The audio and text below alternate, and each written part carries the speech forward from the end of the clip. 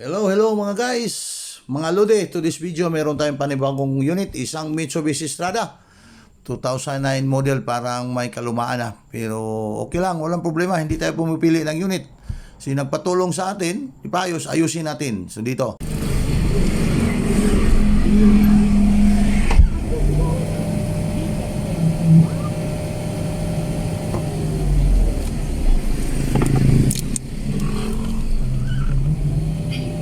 Nyati na 1000 RPM Roman.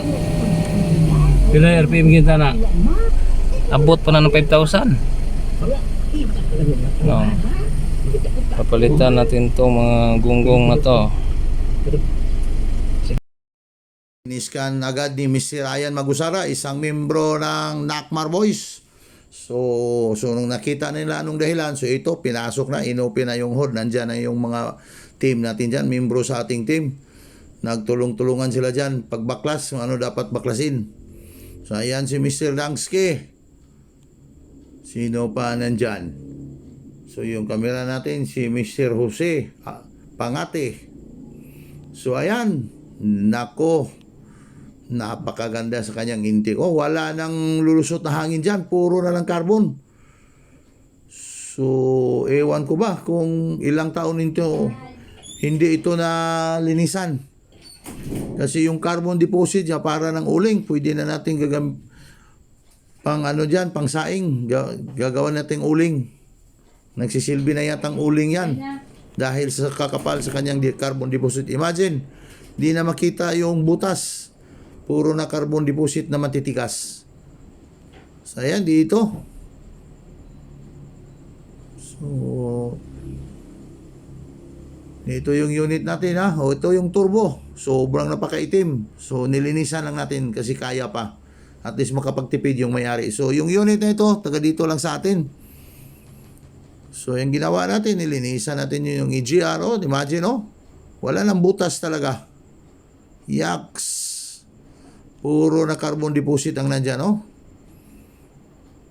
Pinindot-pindot pa talagang paano yan makapasok yung hangin dyan. So wala na talaga supply, kaya nga nag low power siya.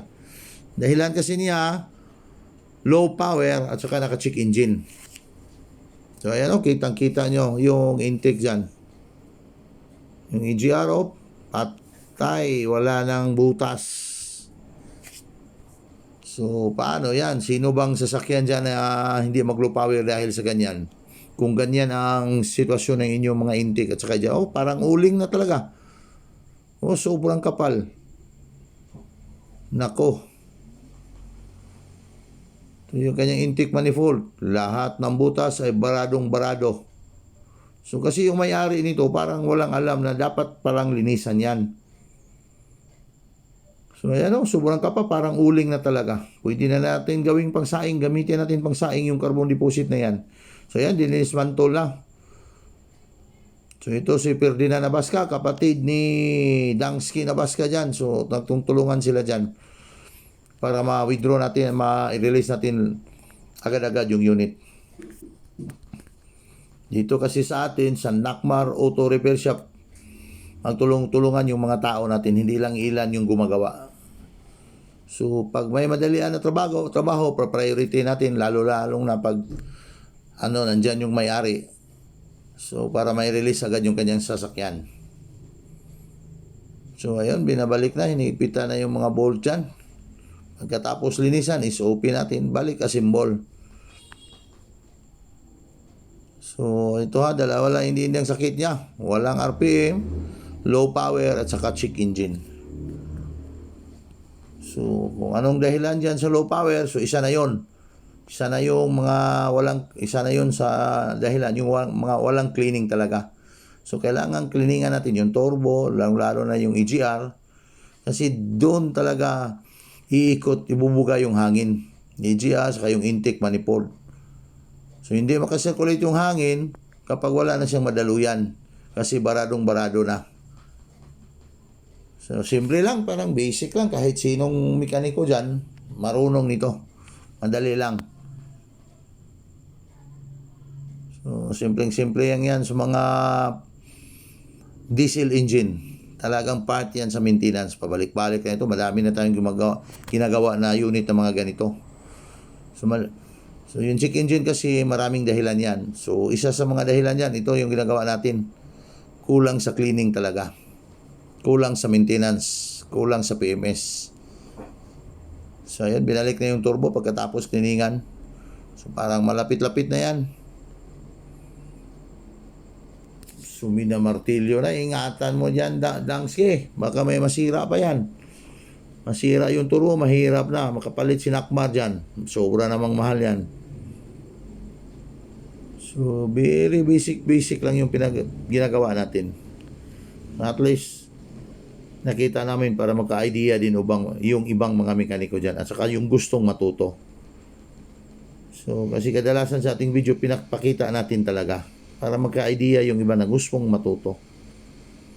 So ito lang Estrada, pero medyo may kalumaan na, pero wala tayong pili sa yun at tinanggap natin. Total taga dito lang yan sa atin.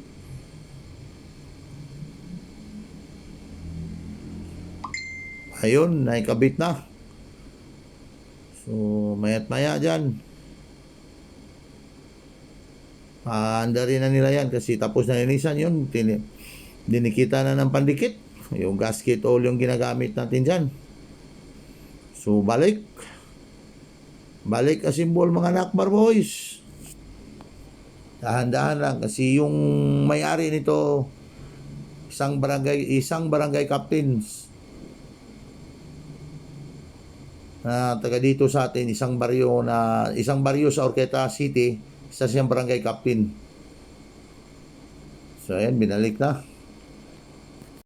Dahan-dahan lang mga Nakmar boys, mainit pa naman kasi.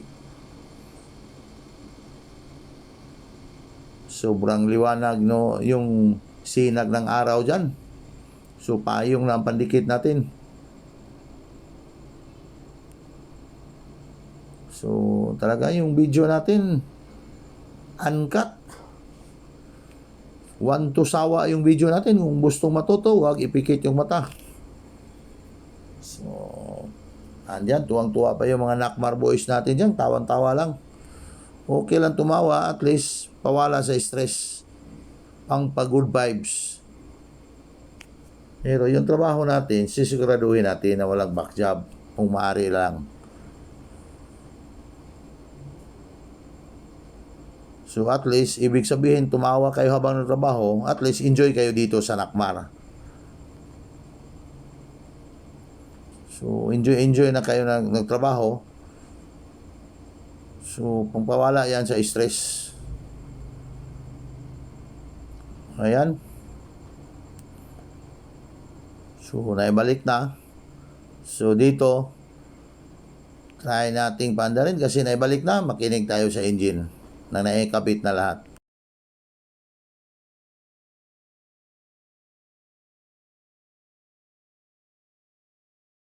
Turo pala niya yung suction valve kasi yung suction valve yan dapat palitan. Nakita din natin yan sa scanner. Papalitan natin yung suction valve na yan. Try na natin tong pandarin. Abin mo na. Okay, pandaradang.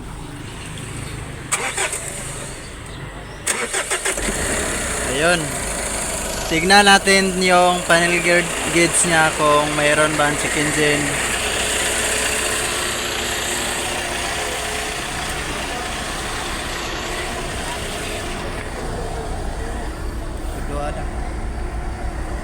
Ayun. Yeah. Ayun, nawawala ng check engine.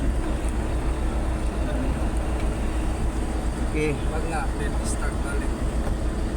Okay, try na natin hatakin. Check engine. Yun. Wala yung sinayang. Sige, try natin. Okay. Try natin tong hatakin kung hinayang.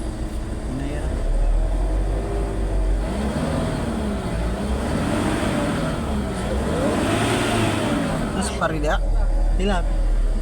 Bahwasa. Pre. Alis ka muna dyan, pre. Alis ka muna dyan, pre. Wala na? Wala na? Bawasan ka, Jo!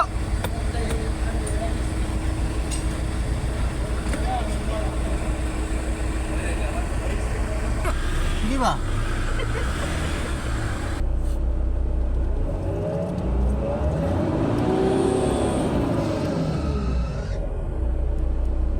So ayan, tapos na. Tayin muna natin. Andarin natin ulit. Pinalitan to ng bagong section valve kasi nakita natin sa ating mawagang scanner. So ayan, hitawin natin kung aabot ba ng 5,000 RPM. So ayan, wala na check engine. So ito na.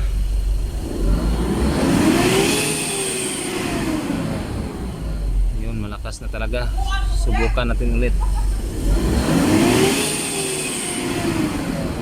So ayan, okay na. Ayos ang ating paggagawa. Ayan. So, kasi tapos na, is-open natin dyan, atras para i-road test yung unit. So, ito, magro-road test yung mga Nakmar boys. At saka pasensya na kayo ha, kasi paiba-iba yung mga boses dyan. Kasi yung sa Nakmar kasi, nirecognize talaga natin yung gawa nila. So inalaw ko sila mag-edit kasi sila mismo ang gumagawa. At saka makikita niya din kung sinong gumagawa sa unit. Kasi at least ma-recognize yung mga gawa nila. Si proud naman kasi sila na sila ang nagbibideo, sila ang gumagawa. So, pinapakita kasi natin, hindi natin tinago kung sino kasi gusto din sila makita sa video at saka at saka makapag-edit. So, inalaw natin para at least masaya tayo dito na kahit sino marunong gumawa, marunong mag-vlog. So, pantay-pantay lang yung trato natin sa kanila. So, ito, ni-road test na sa mga Nakmar boys. So, si Mr. Ayan Magusara ang gumagawa dyan. Ang nagdadrive. So maraming gumagawa dyan, hindi lang si Ayan, buong team ng Nakmar pinagtulungan nila. Pero yung naka-road test dyan, si Mr. Ayan Magusara. So ayan, parang malakas na yung takbo.